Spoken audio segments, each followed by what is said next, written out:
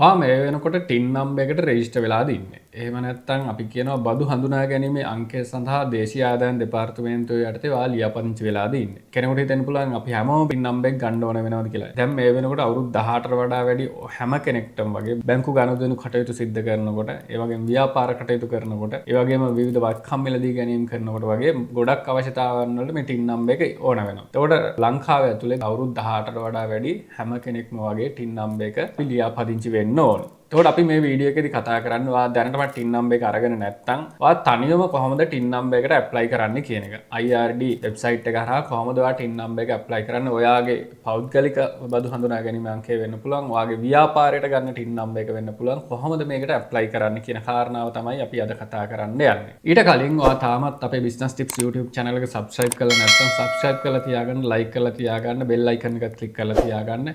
ව්‍යාපාර ශේෂ්ත්‍රයට සහ ව්‍යාපාර ඉස්සරහට කරගෙන යනකොට අවශ්‍ය කරන මේ වගේ තොරතුරු මේ වගේ දැනුම ලබා ගන්න ඔයාලා Business Tips YouTube channel එක like කරලා subscribe කරලා තියාගන්න. හරි. අපි බලමු IRD website එක හරහා ඔයාලට අවශ්‍ය කරන TIN number එක apply කරන්න කියලා. right මෙතනදී TIN number එක apply කරනකොට ඔයා තේරුම් ගන්න ඕනේ ඔයා මොන category එකටද අදාළ වෙන්නේ. ඔයා individual local. ඒ කියන්නේ individual local කියන්නේ දැන් උදාහරණ කරගත්තොත් business එකක් කරන්නේ නැති කෙනෙක්. right වෘත්තියක ඉන්න කෙනෙක් වගේ කෙනෙක් සහ ප්‍රාදේශීය ලේකම් කාර්යාලයේ ව්‍යාපාරයක් ලියාපදිංචි කරලා තියෙන කෙනෙක්. අන්න ඒ වගේ අය apply කරනකොට වෙන process එක සහ පෞද්ගලික සමාගමක් විදිහට අපි ටින් නම්බර් එක ඇප්ලයි කරනකොට තියෙන process එක වෙනස්. ඒ නිසා අපි බලමු ඉස්සරලාම ඉන්ඩිවිජුවල් කියන්නේ තනි පුද්ගලයෙක් කොහොමද Tamanට අවශ්‍ය කරන ටින් නම්බර් එක ඇප්ලයි කරන්න කියලා. ඔයා මුලින්ම IRD කියන වෙබ් අඩවියට ගිහිල්ලා පින්න තියෙන access to e-service එහෙම නැත්නම් මෙන්න මෙතන home ird.gov.lk කියන මෙන්න මේක ක්ලික් කරාට පස්සේ right ඔයාව එනවා මෙන්න මේ ඉන්ටර්ෆේස් එකට. ශ්‍රී ලංකා ඉන්ලන්ඩ් රෙවෙනියු කියන මෙන්න මේ වෙබ් අඩවියේ මේ ඉන්ටර්ෆේස් එකට තමයි ඔයාව එන්නේ. ඊට පස්සේ මෙතන තියෙනවා කෙරවලේම මෙන්න මේ tabs ටිකක් වෙනවා about us මෙන්න මේ tab වල කෙරවලේම තියෙන e-services කියලා. මේකේ e-services වල යන්න access to e-service කියන එකට. මේ access to e-service ගියාම මේකේ පෙන්නනවා මෙන්න මේ වගේ තොරතුරු ටිකක්. මේකේ උඩින්ම තියෙන click on taxpayer registration ඊට පස්සේ click on verify authenticity of registration. ඒ කියන්නේ ඔයා දැනටම tax එකට registered ද කියලා පෙන්නන එක. අපි බලමු මේ අපිට TIN number එකට apply කරන්න ඕන නිසා අපි ගන්නවා මෙන්න මේ taxpayer registration කියන එක. ඊට පස්සේ එතෙන්ට ගියාම registration type එක select කරන්න වෙනවා. ඔන්න ඔතනදී තමයි ඔයා දැනගන්න ඕන ඔයා මොන කාණ්ඩයටද අදාළ වෙන්නේ කියලා. ඉස්සෙල්ලාම බලමු තනි පුද්ගලයෙක් විදිහට තමන්ගේ නමින් TIN number එක apply කරනවා කොහොමද වෙන්නේ සහ ඔයා ව්‍යාපාරයක් කරන කෙනෙක් නම් ඒ ව්‍යාපාරයේ ප්‍රාදේශීය ලේකම් කාර්යාලය ලියාපදිංචි කරලා තියෙන කෙනෙක් නම් ඔයා apply කරන්න ඕනේ මෙන්න මේ individual local කියන එක. individual local යටතේ ඔයා apply කරාට පස්සේ ඔයාට දාන්න වෙනවා ඔයාගේ NIC number එක. මෙතෙන්ට ඔයාගේ NIC number එක දාන්න. ඊට පස්සේ ඔයාගේ full name එක English වලින් type කරන්න. ඊට පස්සේ ඔයාට සිංහලෙන් tamil මෙන්න මේවා අත්‍යවශ්‍යම නැහැ. හැබැයි ඔයාට දාන්න පුළුවන්. ඊට පස්සේ name with initials මේ කොටසේ type කරනවා.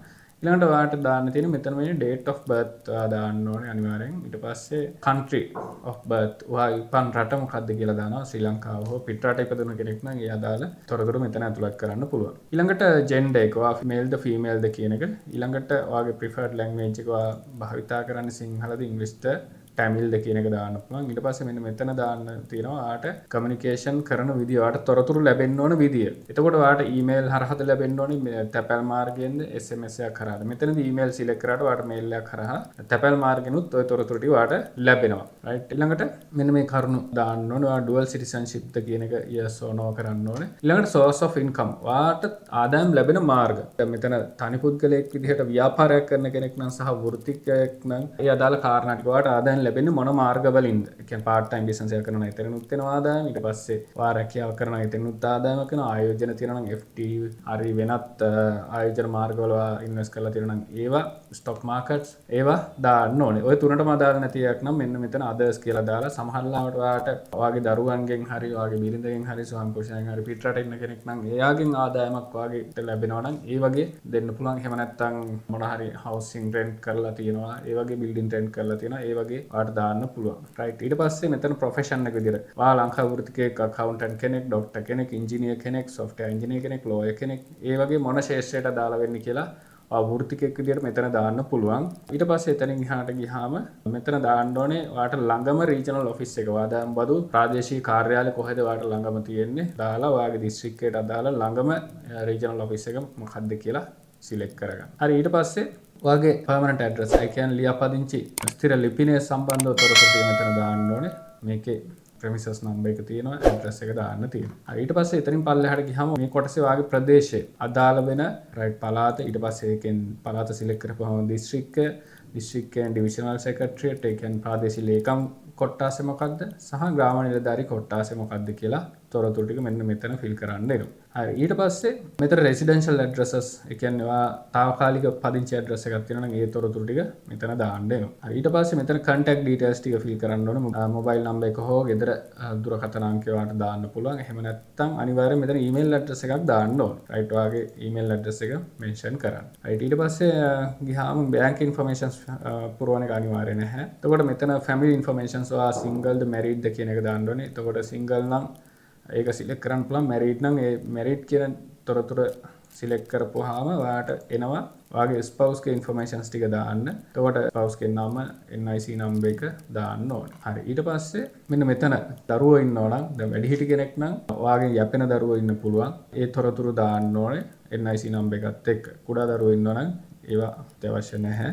ඊළඟට මෙතන ඉන්ඩිවිජුවල් බිස්නස් කියන කොටසේ මෙන්න මෙතන මේක ෆිල් කරනකොට ඒ කියන්නේ දැන් උදාහරණයක් විදිහට ගත්තොත් ගමේ ෆුඩ් බිස්නස් එකක් කරනවා රෙස්ටොරන්ට් එකක් කරනවා. එහෙම නැත්නම් ඔයා කුඩා ෂොප් එකක් කරනවා කමියුනිකේෂන් එකක් කරන කෙනෙක් ෆාමසි එකක් කරන කෙනෙක්. ඒ වගේ කෙනෙක් නම් ඔයාට පුළුවන් මෙන්න මේ ඉන්ඩිවිජුවල් බිස්නස් කියන එක අතර මෙතන මේ ඇඩ් බිස්නස් කියන එක සිලෙක්ට් කරන්න. සිලෙක්ට් කරාට පස්සේ මෙන්න මෙතන බිස්නස් එකේ නම බිස්නස් රෙජිස්ට්‍රේෂන් නම්බර් එක. එතකොට ප්‍රාදේශීය ලේකම් කාර්යාලයෙන් ව්‍යාපාර ලියාපදිංචිය සම්බන්ධව ව්‍යාපාර නාම ලියාපදිංචිය සම්බන්ධව දීලා තියෙන සර්ටිෆිකේට් එකේ දාලා තියෙනවා නම මොකක්ද කියලා. බිස්නස් රෙජිස්ට්‍රේෂන් අංකය මොකක්ද කියලා. ඒක දාන්න. ඊට පස්සේ මොන බිස්නස් එකේ ස්වභාවය මොනවාගේ ව්‍යාපාර සිල්ලර බඩු කඩයක්ද ඒ වගේ බිස්නස් එකේ ස්වභාවය ගැන තොරතුරු ටික දාන්න ඕනේ. ඊට පස්සේ බිස්නස් එක රෙජිස්ටර් කරලා තියෙන ඒ අදාළ දිනය රයිට්. ඊට පස්සේ ඔන්න ඔය කාරණා BOI රෙජිස්ටර්ඩ් නම් රෙජිස්ටර්ඩ් ප්‍රයිමරි බිස්නස් ඒ කියන්නේ මේක ඔයාගේ බිස්නස් කීපයක් තියෙනවා නම් ප්‍රධාන ව්‍යාපාරාංශය මොකක්ද කියන එක තමයි අහන්නේ. ඒක මොකක්ද කියලා. කියන්නේ මූලිකම ව්‍යාපාරාංශය මොකක්ද කියන එක මෙතන සිලෙක්ට් කරන්න ඕනේ. ඊට පස්සේ ඇඩ්‍රස් එක.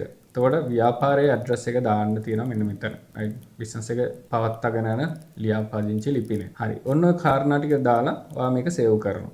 සේව් කරලා ඉවර වෙලා මෙන්න මෙතන සපෝටින් ඩොකියුමන්ට්ස් විදියට ඔයාට දාන්න වෙනවා. ඔයාට ඔයාගේ NIC එක දාන්න ඕනේ. NIC නම් National Identity Card එක දාලා ඒක PDF එකක් විදියට ගන්න ස්කෑන් කරලා PDF එකක් විදියට අරගෙන තියාගන්න. ඒක තියාගෙන මේකට මෙතනින් අප්ලෝඩ් කරන්න පුළුවන්. right හරි ඊට පස්සේ මෙන්න මේ කොටස මෙතන අහනවා ඔයා purpose එක මොකක්ද කියලා. right purpose of registration register කරන purpose එක tax clearance වලට tax purpose එකෙන් register කරන්න. එහෙම නැත්නම් තවත් කෙනෙක් ඉන්න පුළුවන් export import කරන ව්‍යාපාරයක් කරන කෙනෙක් නම් තමන්ගේ import කරනවා නම් භාණ්ඩ ටික custom එකෙන් clear කරන්න. එතකොට ඒකට TIN number එක අනිවාර්යෙන් ඕන වෙනවා. එහෙම නැත්නම් export purpose එකට export registration process එකට අවශ්‍ය වෙන custom register වෙන්න ගියාම TIN number එක ඉල්ලනවා. අන්න ඒ වගේ අවශ්‍යතාවයන් සඳහා නම් ඒක සිලෙක්ට් කරන්න ඕනේ. එතකොට ඔයාට තේරෙනවා ඔයා මොන අවශ්‍යතාවයෙන්ද ඔයා මේ TIN number එක ඇප්ලයි කරන්න කියලා. ගොඩාක් අය income tax clearance හෝ tax purpose කියන එක තමයි අදාළ වෙන්නේ. right ඊට පස්සේ මේක next කරලා ඔයාට මේකේ ඔය ඇප්ලයි කරන කෙනාගේ තොරතුරු ටික දීලා මේක සබ්මිට් කරන්න පුළුවන්. හරි. ඊට පස්සේ අපි බලමු private limited company එකක් කරන කෙනෙක් නම් කොහොමද මේ කාරණාවට ඇප්ලයි කරන්න කියලා තමන්ගේ ආයතනයට TIN number එක ඇප්ලයි කරන්නේ කොහොමද කියලා. right private limited කරන කෙනෙක් නම් private limited company එකක් යටතේ ඔයා TIN number එක ඇප්ලයි කරනවා නම් එතකොට ඔයා තෝරගන්න ඕනේ මේ registered company කියන එක. ඔය registered company කියන එක select කරාම ඒකට අදාළව තමයි අපි තොරතුරු ටික fill කරන්නේ. එතකොට directors ලා විදියට එක්කෙනෙක් හෝ දෙන්නෙක් හෝ තුන්දෙනෙක් ඉන්නවනේ directors ලාගේ TIN numbers ඔයාට ඕන වෙනවා. එහෙම නැත්නම් NIC number එක හරිය ඇතුළත් කරනවා. හැබැයි private limited company එකක් දානකොට අනිවාර්යෙන් directors ලටත් TIN number එක තියෙන්න ඕනේ. හරි. registered company එකක් යටතේ අපි apply කරනවා නම් TIN number එකට මුලින්ම ROC එකෙන් එහෙම නැත්නම් register of companies යටතේ හම්බෙන business registration certificate එක තියෙනවා. අන්නේ business registration certificate එක යටතේ දාලා තියෙන PV number එක. ඔයා මෙතෙන්ට ඇතුළත් කරන්න ඕනේ. ඔයාට TIN number එක apply කරනකොට ඔයාගේ ආයතනයට. හරි ඊට පස්සේ මෙතන දානවා කවුද ඔයා apply කරන්නේ director ද manager ද chairman director general manager ඒක මොකක්ද කියන එක ඔයා මෙතන දාන්න ඕනේ. ඊට පස්සේ company name එක right මොකක්ද private limited company එකේ නම company name එක මෙතන දාන්න ඕනේ. ඊට පස්සේ company type එක විදිහට අපි තෝරාගන්නේ private limited පෞද්ගලික සමාගමක් public limited කියන්නේ PLC සමාගම. ඒතකොට private limited කියන එක තමයි අපි තෝරා ගන්න ඕනේ. ඔයාගේ company එකට අදාළව TIN number එක apply කරනකොට. right ඊට පස්සේ incorporation date එක සහ date of commencement incorporation date එක ඔයාලගේ දාලා තියෙනවා business registration එකේ දාලා තියෙනවා යා මැද හරියට වෙන්න incorporation date එක මොකක්ද කියලා. එතනින් ඒක බලා ගන්න පුළුවන්. හරි. ඊළඟට මොනවද ඔයාගේ business එකේ ස්වභාවය? principal activity of business කියලා කියන්නේ මොනවා සම්බන්ධවද ඔයාගේ මේ company එක register කරලා තියෙන්නේ? ඔයා කරලා තියෙන්නේ මේක food industry එකේ business එකක්ද? එහෙම නැත්නම් ඔයා export import කරන ව්‍යාපාරයක්ද? එහෙම නැත්නම් ඔයා වෙනත් ඕනම ශේෂයක restaurant එකක්ද hotel එකක්ද? ඔය ඕනම ශේෂයකට දාලා ඔයාගේ මූලික කාරණා මොනවාද? මූලිකවම කරන ව්‍යාපාරයේ ස්වභාවය මේක ඇතුළත් කරන්න ඕනේ. ඒකට මේකේ ඔයාට දාන්න වෙන දැන් උදාහරණයකට food කියලා දැම්මහම ඔයාට select කරන්න වෙනවා ආසන්නම කාරණා ටික. right. ඒකට hotels දැම්මහම ඒකට අදාළ කාරණා එනවා. මේ වගේ එකක් ඔයාට select කරලා දාන්න පුළුවන්. තෝරා ගන්න පුළුවන්. එතනින් පස්සේ තියෙන කාරණා ටික අර අපි කලින් fill කරා වගේ ඔයාට දාන්න වෙනවා ළඟම තියෙන regional office එක මොකද්ද? එතකොට ඔයාට කමියුනිකේට් කරන ලැන්ග්වේජ් එක මොකද්ද? භාෂාව මොකද්ද? ඔයාට ඉංග්‍රීසිද, ටැමිල්ද, සිංහලද කියලා මොන ලැන්ග්වේජ් එකෙන්ද ඔයාට මේ තොරතුරු ලබා ගන්න අවශ්‍ය කරන්නේ. ඊළඟට ඔයාට අර අපි ඉස්සෙල්ලා තෝරාගත්තා වගේ ඊමේල් හරහාද තොරතුරු ලැබෙන්න ඕනේ. මේල් එකක් හරහාද SMS එකක් විදියටද. right. ඊට පස්සේ registered address එක ඔයාගේ ව්‍යාපාරේ ලියාපදිංචි කරලා තියෙන ලියාපදිංචි ලිපිනය. හරි. ඊට පස්සේ මෙතන ෆිල් කරන්න ඕනේ ඔයාගේ ප්‍රදේශයේ අදාළ තොරතුරු ටික. ඒ කියන්නේ පිස්සල කිව්වේ පළාත, දිස්ත්‍රික්කය, ඩිවිෂනල් සෙක්‍රටරියට්, ග්‍රාම නිලධාරී කොට්ටාසය. හරි. ඊට පස්සේ contact details එක මොබයිල් නම්බර් එක සහ ඔෆිස් එකේ නම්බර් එකක් තියෙනවා. ඒ තොරතුරු ටික දාන්න ඕනේ. ඊමේල් ඇඩ්‍රස් එකක් අනිවාර්යෙන් ඇතුළත් කරන්න ඕනේ. හරි. name of contact person ඒ කියන්නේ කම්පැනි එකේ කාවද සම්බන්ධ කරගන්න ඕන. ඔයාගේ නම නම් ඔයාගේ නම මෙතන මෙන්ෂන් කරන්න. හරි. ඊට පස්සේ bank informations දෙන්න අත්‍යවශ්‍ය වෙන්නේ නැහැ. හැබැයි මෙතන මේ ඩිරෙක්ටර්ස් ලගේ තොරතුරු ටික අවශ්‍ය වෙනවා. ඒකට add director කියන එක ක්ලික් කරාට පස්සේ ඔයාට ඩිරෙක්ටර්ගේ preference number එක NIC හෝ TIN මේ කාරණා දෙකෙන් එකක් ඔයාට select කරන්න පුළුවන්. ඒතකොට TIN number එක දුන්නොත් ඒ අදාළ TIN number එකට අදාළව විස්තර පෙන්වන්න ගන්නවා. ඒතකොට registered නැත්නම් අනිවාර්යෙන් කලින් TIN number එකට apply කරලා ඉන්න. හරි. right. ඊට පස්සේ මෙතන අහනවා supporting documents මොනවද කියලා අපි අර ඉස්සෙල්ලා කිව්වා වගේ. මෙතනදී private limited company එකක් වුණාම මේ මෙයාලට ඉල්ලන details ගත්තොත් මේ ඔක්කොම details අපි දෙන්න අවශ්‍ය වෙන්නේ නැහැ. මෙතනදී ඔයාට අනිවාර්යෙන් form 1 එක articles of association කියන document එක තියෙනවා. ඊළඟට form 1 එක අපි දෙන්න ඕනේ. ඊළඟට business registration copy එකක් අපි upload කරන්න ඕනේ. ඒ ටික තමයි අපිට අනිවාර්යෙන් ඇතුළත් කරන්න ඕන details. හරි. ඊට පස්සේ purpose of registration මොන අරමුණකින්ද?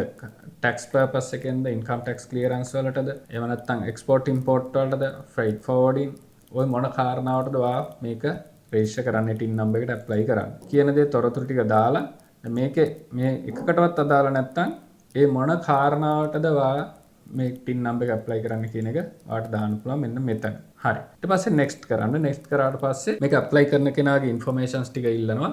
basic තොරතුරු ටික නමයි, ඔයාගේ title එකයි, ඒ තොරතුරු ටික contact number එකයි, ඒ තොරතුරු ටික දීලා මේක submit කරන්න. ඊට පස්සේ ඔයාගේ email එකට එවනවා දවස් 3ක් 4ක් වගේ ඇතුළත TIN number එක සහ PIN number එක ඒ තොරතුරු ටික ඔයාට ලැබෙන්න සලස්වනවා සහ ඊට පස්සේ ගෙදරට හෝ business registration address එකට ඔයාගේ මේකට අදාළ document එක ඔයාට ලැබෙන්න සලස්වනවා. හරි. මම හිතනවා ඔයාලට පැහැදිලි වෙන්නේ නැති. එහෙනම් thank you very much අද අපේ වීඩියෝ එකත් එක්ක සම්බන්ධ වෙලා හිටියට. මේ සම්බන්ධව තවදුරටත් මොන හරි දැනගන්න තියෙනවා නම් පල්ලෙහෙන් comment එකක් දාන්න. මේ වගේ තවත් ඔයාලට විශේෂයෙන් අවශ්‍ය වෙන තොරතුරු තියෙනවා නම් මොනවද දැනගන්න අවශ්‍ය comment එකක් දාන්න.